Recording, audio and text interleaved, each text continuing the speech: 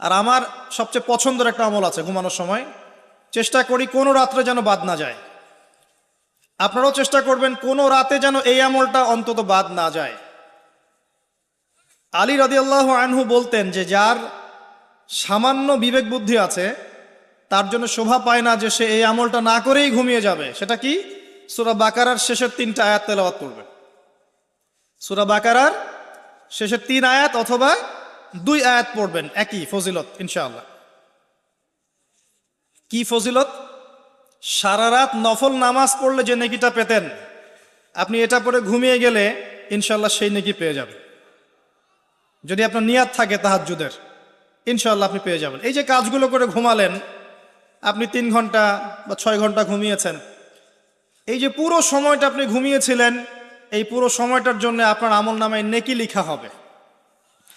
অথচ ঘুমের